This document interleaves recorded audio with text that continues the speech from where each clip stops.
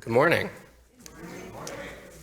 I'm Dewey. I'm the chair of the Worship and Music Committee, leading this morning's service as Rev Dave has the day off. The chalice reading today is Let Us Look First to the Responsive Love by Maureen Killeran. In these hard times, let us look first to the responsive love. In the midst of challenge, may our chalice flame bear witness to the inherent worth and dignity of every human being. In the midst of uncertainty, may our chalice be a beacon of encouragement that our values may guide our choices. Let us look first to the responsive love.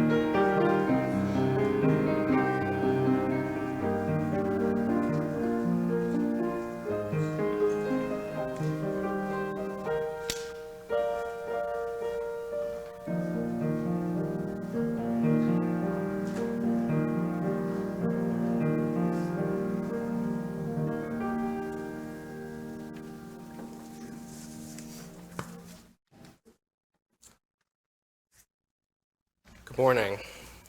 Today's service is Why I Love First Parish, which is one of my favorite services every year.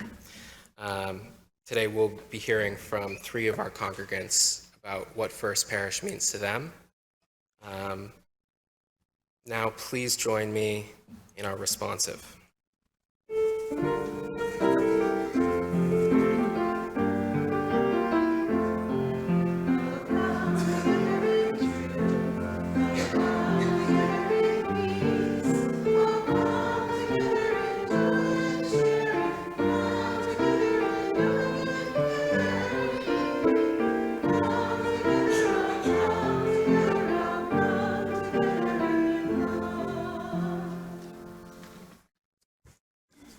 Now please rise as you are willing and able for our first hymn, number 38, Morning Has Broken.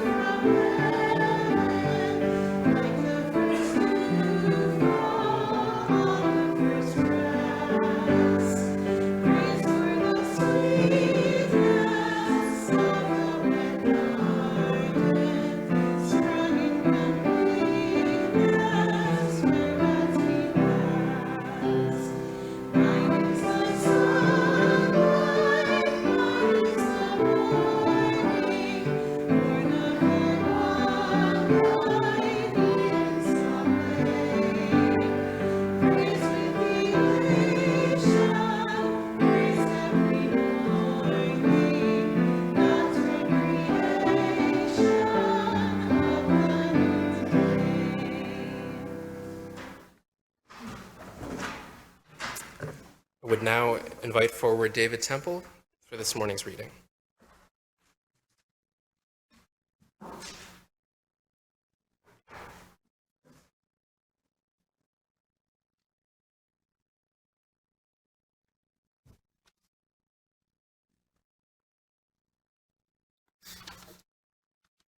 This is Constellation of Our Lives by Karen Johnston. Humans make maps of the stars, choosing some stars, ignoring others, to project our imagination onto the heavens. These maps shift over time across cultures, name changes for the same assemblage of bright points. Drinking Gourd, Big Dipper, Plow, Lost Hunters, Septarishi. Humans make constellations by connecting stars. Humans make meaning by connecting stories. Story to story, to narrative to story. Some blaze bright, some are faint. Most are backdrop to the great and mundane human unfolding. Let us imagine the stories of our lives as a starry universe above our heads.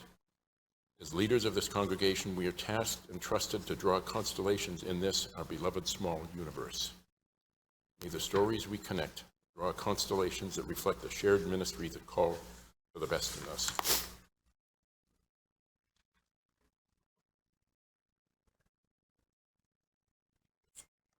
I would now invite forward Fritz Fleischman for an annual fund drive moment.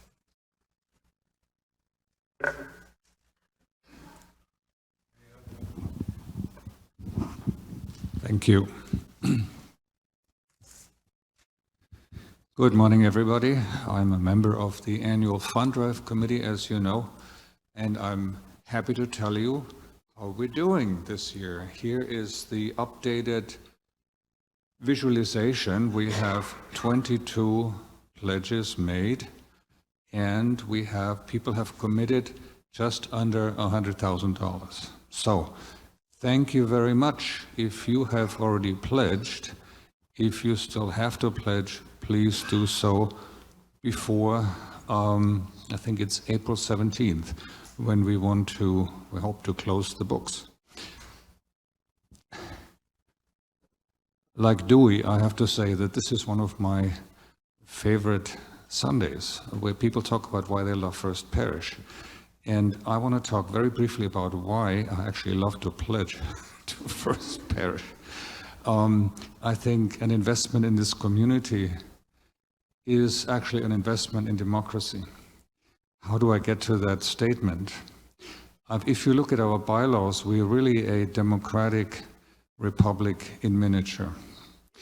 And our children grow up in this little republic. And how do children learn? First and foremost, by imitation. They see what's going on around them. And they learn how to take responsibility for this community and incidentally for their own lives. I've just signed up for OWL facilitator training. OWL is a wonderful program in which children learn to take responsibility for their own bodies, for their own lives. Our whole lives is the OWL is the acronym for that. So, I can say from my own experience, my own children are now 42 and 39 years old. And watching them grow up in such a community was encouraging, illuminating, and I think we as a community stand for the future of democracy in this country as well, which is currently under such duress. So, let's invest in our children, let's invest in this community, which is holding up the banner of what it's like to be a functioning community. So anyway, thank you all for being here and thank you all for investing in this community. It matters hugely.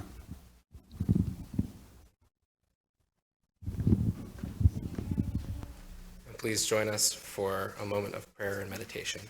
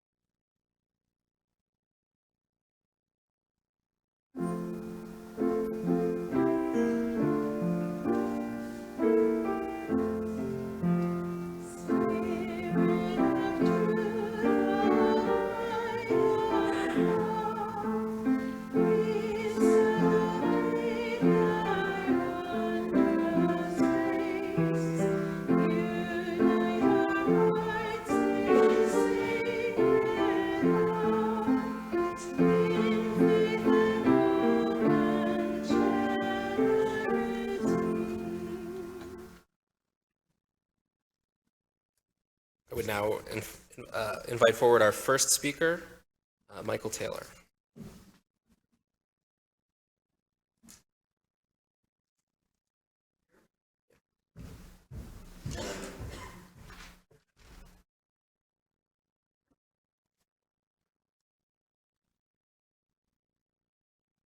So I'm Michael Taylor, and to understand why I am at First Parish, you have to turn the clock back 30 years ago, almost to this day. At that time, Terry was pregnant, and we wanted our soon-to-be-born son to have the benefit of religious education. Having only lived in Medfield then for about 3 years, we didn't know anyone at First Parish and knew almost nothing about Unitarian Universalists other than we happened to get married at King's Chapel in Boston. I lived there for 5 years. I lived in Beacon Hill for 5 years, and we loved the historical building. We thought that was a natural fit. I remember meeting with the minister about the kind of service we wanted, and I said not to make it too religious, and he replied in usual Unitarian Universalist fashion, okay to use the word God. And Terry was mortified.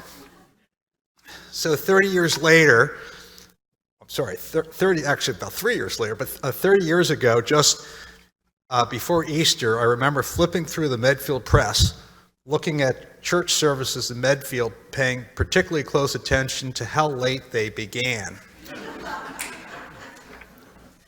We could have gone to the Episcopal Church of the Advent, but that started at 9:30. First Parish back then started at a nice 10:30. The fact that it was in an historical building and we lived in an historical circa 1680 house was a plus. And we were also curious about Unitarian Universalists and that God thing. I remember our first visit was on Easter, one of the 2 days a year you were supposed to go to church, right? 2 days a year, only 2. And instead of reciting the Apostles' Creed, the sermon was on the myth of the Ascension. Of course, it didn't take long to meet the welcoming people, 8 of which are here today. Jeanette, David Temple, David Stevenson, Bill and Karen Wines, Kay Bennett, Margaret and Dawn, and George Lester, and Blanche. Actually, that's 9. I didn't see Blanche before. So, 30 years ago, they were there.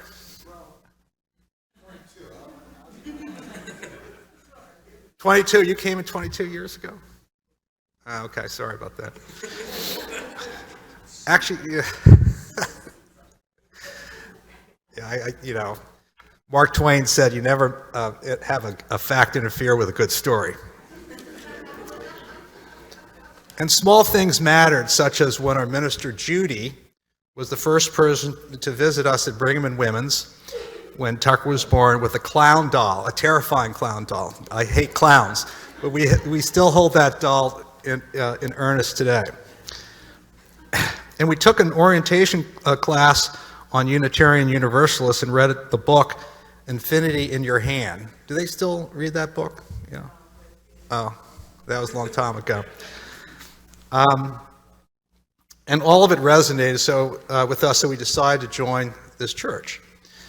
We wore a lot of different hats then. Terry was membership chair and Emperor Onion co-chair. What's Emperor Onion? Well, it's a long story. That was big back then. And taught RE with David Stevenson. I just woke up David, for many years. And I gravitated towards the numbers, and we both served at different times on the Prudential Committee. The Prudential Committee? Well, that's the executive board we call today. And then there was a great wave of new members, including Nancy Ballard and Terry Ballantyne, who are married in this church, with their son Cody presiding. And today, still, Richard and Susan, and I'll give you credit now, George and Blanche, then. You were in the second wave. Kirsten and Fritz. As Tucker grew older, religious education became paramount and kept us coming most Sundays. Our church really does an excellent job providing opportunities for our children to express themselves in public. And so how quickly the years passed, culminating in visits to other faiths such as the Hindu temple in Ashland and the Zen Center in Cambridge, and the entire AL process was remarkable. Once Tucker became of age, we gradually came to church less and less, although I would try to come for winter solstice, Christmas Eve service, coming of age, and the annual meetings. But I was always there in the background, helping to support the various treasurers as they came and went with a quick book facts and taxes, and always knew it would be my turn again someday. And actually, COVID-19 and the Zoom,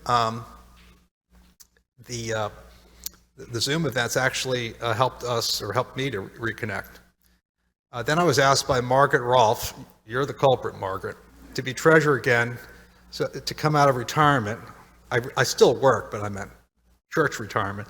So instead of spending my time raising money for causes in Scotland, I'm trying to help our congregation navigate through these trying times of rebuilding our membership, balancing our budget, and funding our capital projects. So then Rev Dave had a council meeting and said, if you're going to be treasurer, you're going to have to come to church.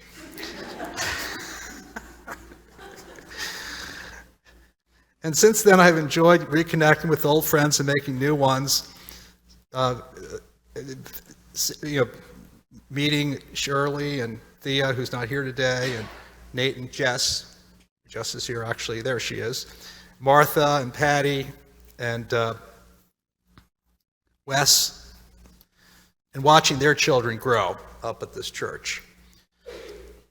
Also great to see a former coming-of-age graduate, Sarah, start a family with Bill, and become active members as they raise their two young children. So I'm very impressed with Rev Dave's sermons, Eva's music, and the outstanding moments with the children, even without an RE coordinator, and was moved by the labyrinth of stones outside the front part of our church, each memorializing another tragic gun shooting. So I am at First Parish because of long-lasting friendships, spiritual growth, RE education, sermons, music, and our pursuit of social justice in this historic meeting house.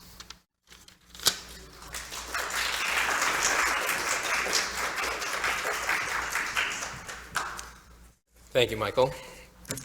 I never know how these are going to go when I ask people. They're always interesting. Michael walked in this morning. I shook his hand, and he said, so what am I supposed to do? That was nice. I'll now invite forward our next speaker, Patty Castle.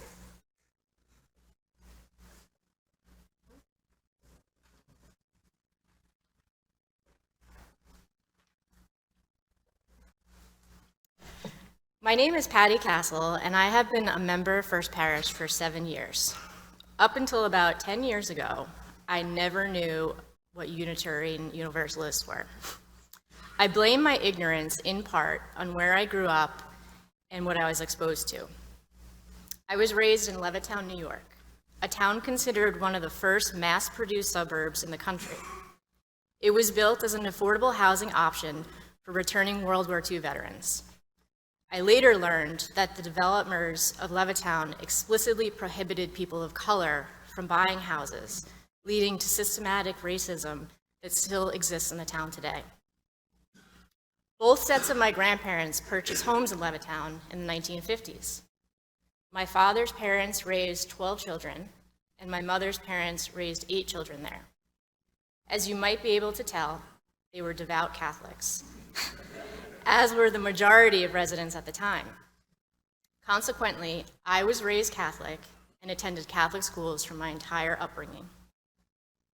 That being said, I never fully embraced Catholicism or understood its dogmatic rules. I did not feel welcomed by the community. And when my wife, Martha, and I married in 2007, we experienced outright judgment and hate from members of the Catholic Church. Fast forward 10 years later to the spring of 2017. Martha and I had recently moved to the area with our 6-year-old son, Tobin, and our 2-year-old daughter, Noble. We wanted to find an accepting community to help raise our children and teach them to be kind human beings. We wanted to teach our kids the importance of community, of volunteering, of being present for others, and how to think for themselves. But we were reluctant to join a church. To us, a church symbolized something entirely different than what we were looking for. Despite that, we still did research on the nearby churches. We were instantly intrigued when we read about the UU principles and values. They articulated everything we wanted to teach our children. How did we not know places like this existed? First Parish was our first stop in our church shopping experience, and we immediately knew that it was the one. You as a congregation welcomed us and accepted our family without judgment. Tobin is now 13, and Noble is 9 years old. They are thriving, and this congregation is a big part of why that is true. They understand what it means to be part of the community and witness us coming together for various causes. They love hosting social hour. They look forward to spending time with friends at Ferry Beach. They love church game nights, especially if it means beating Bill Wyans in chess. They are confident. Both kids have more public speaking opportunities here at First Parish than I ever did. They are musical. Both are involved in theater because they became so comfortable here on stage with RE Solstice plays and Dr. Seuss reenactments. They take singing lessons with Eva and forever have music in their souls. But most importantly, they are kind. You have all had an influence in that. You are taking the time to invest in their personal growth. You are teaching them how to be better humans. And for that, I will be eternally grateful. This is why I love FPUU.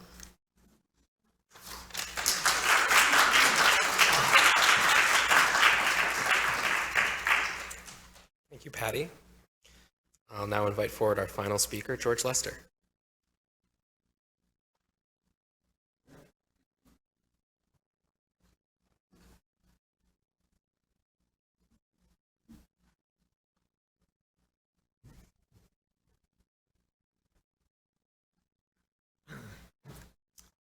Thanks, Dewey. And well, it's great to get up and speak. I've done this a couple of times in the past, and I always feel like I'm just winging it and not very well prepared. But let me just go ahead. So I guess I'll start with our Michael's.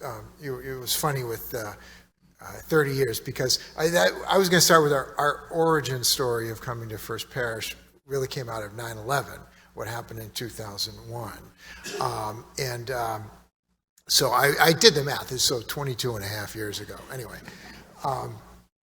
but we, it was a tough time. It was that fall. We had moved to Medfield in '94, so we'd been here a few years. I grew up in Westwood, and I grew up going to church. We kind of bounced between Episcopal and Methodist and Congregational church. I generally had a positive experience. I was involved with a youth group, and at the First Parish in Westwood, which was a congregational First Parish rather than the Unitarian First Parish. And it was a good feeling of community. And so I had it in the back of my mind growing up later that I wanted to be part of a church community, but hadn't found it. And then 9/11 happened. We were in Medfield, And at the same time, it was also Medfield's 350th anniversary year, so kind of a lot was going on that fall. But we were here at Medfield Day and came into First Parish. We met Reverend Dave, who had just started, and I felt like, well, this was home. I really felt comfortable here. In terms of the spiritual beliefs, this is another thing I had been taught in my youth group in Westwood in the 70s, you know, the sort of the all loving Jesus, you know, that it was, and it was Jesus was a figure of love and cared for all people, and it emphasized social justice. And I felt like, so 70s, 2000s, 30 years later, though Christianity had seemed to change, or at least the messages you heard were a lot of messages of not so much tolerance for other people. So for that reason, I felt comfortable and with the beliefs here in First Parish for social justice and community and love for all people. And so, anyway, I felt like I'd found the spiritual home, and then as life went on, so actually that's the first phase of my talk. Now, the second phase is, you know, the next 10 years. The Sunday services were a place of solace and calm when the world was otherwise very stressful, both in jobs and growing up, and, you know, everything, hard work, but this was a place of peace and tranquility and love. And of course, it was a fantastic, to echo everyone else, is fantastic for Ben and Jake, our kids, to grow up in the RE program. Shout out to Jeanette, who was the RE director at the time. And it was great for the kids. It was also a great experience for me participating in RE teaching. I felt like all through RE, I don't know, I was thinking back on it, and I can single out, you know, the world religions, you know, basically several things that our kids were never going to be exposed to in regular schools or anywhere else. So world religions, all the great field trips to the different locations that have already been mentioned. And then, of course, and then in the coming of age program, as well as earlier, being exposed to social justice movements that they might not otherwise hear about. And of course, OWL, you know, learning to take responsibility for yourself and understanding others. Also, actually, it was a little bit younger, but the lessons on the Golden Rule I always thought were great, great programs. Now, speaking of Sarah growing up here, quite aside, a little bit of aside with the kids here. Sarah was babysitter for our son Ben, and then Ben in turn was a babysitter for Jack Cornett and all the Cornett kids. And so there was one time when I think it was after Christmas Eve service, Sarah and Ben and Jack were all together, and I took a picture and I said, oh, this is great. So this is like 3 generations babysitting all came out of First Parish. I guess, would that make Sarah a grand babysitter of Jack? I don't know. Anyway, so fantastic experience, but why do we still love First Parish now? I mean, I could say, well, we want to pay it forward to the next generation. But I don't want to just sound like living in the past that, oh, it was so wonderful and now it's my duty to pay it forward. I still love First Parish for many reasons. It's a wonderful community, and I derive inspiration from the younger families. In other words, I'm not just here to support them because I feel like it's my obligation. I derive inspiration from seeing all the younger families growing up in First Parish and having the same wonderful experience. It's a thriving community. We have a wonderful minister now, Dave, inspiring messages every week, and it's still that place of peace and solace and tranquility in the middle of a troubling world. And it's a community of folks with values of social justice that I share and feel proud to be part of. Also, proud to be part, as a Medfield resident, not everyone is a Medfield resident, but as a Medfield resident and having been involved in planning board and town committees for this and that and the other over many years, I really value this is really a central part of the Medfield community, and I want to be part of that growing forward. We have we have a lot of positive potential to grow that even more. And I'm excited about the direction we're going, and in terms of membership growth and continuing and being a center of the community here. So that's why I love First Parish.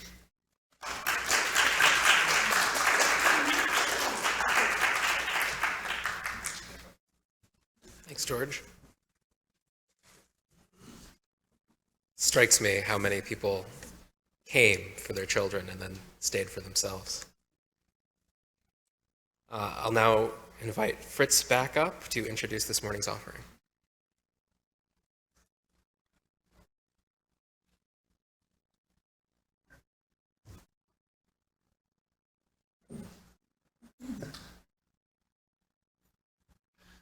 Thank you for these testimonials. I'm always so moved by them. George, since you mentioned 9/11, I owe one of my most moving hours in my professional life to being a UU. I was supposed to teach the day after 9/11. And as you can imagine, the students were not interested in class subjects. I knew this. So I went ahead and I took my gray hymnal and I copied out hymn 108, My Life Goes On, an Endless Song. And I took the students outside. It was a sunny day. We sat on the grass and I taught them this song in 4-part harmony. Unfortunately, I had to sing all 4 parts. We didn't have an instrument, but this was before my thyroid operation. I still had a voice. So at the end of this class, we were sitting outside singing My Life Flows On, an Endless Song in 4-part harmony. If you can believe that, I will never forget that. Anyway, to connect with what I said earlier, today's offering will be split between FPUU and 4 local food pantries. I am personally outraged by the need for food pantries. What kind of a world is this, where we have to feed people who cannot feed themselves? I think one of the greatest dangers to democracy is the grotesque inequality that we have and that keeps growing. So anyway, sorry about rambling. Please give generously and support not only FPUU, but also these local food pantries. We have them, we need to support them, so let's do that.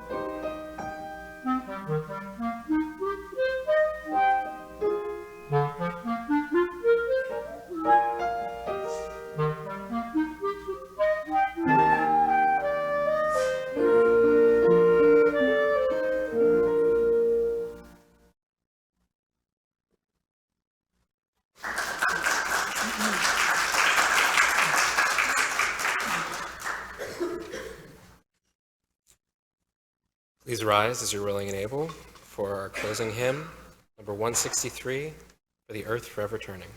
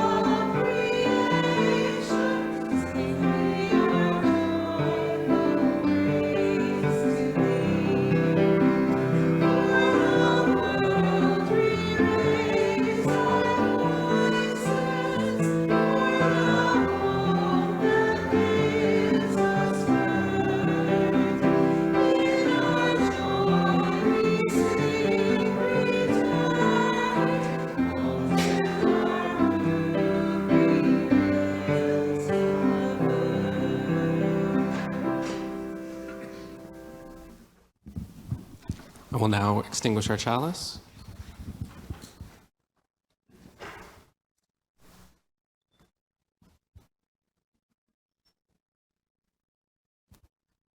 Here ends our worship.